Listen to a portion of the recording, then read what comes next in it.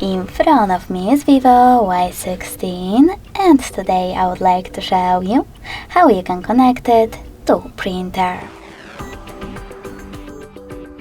First of all, go into Settings and tap on Bluetooth and Devices.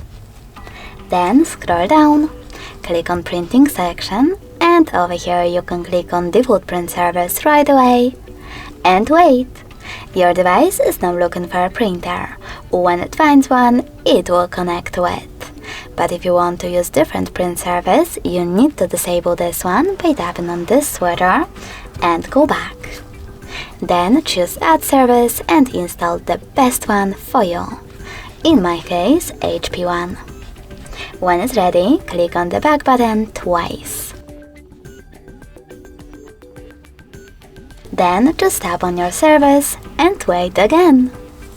Thanks so much for watching. If you enjoyed this video, leave a like, comment and subscribe.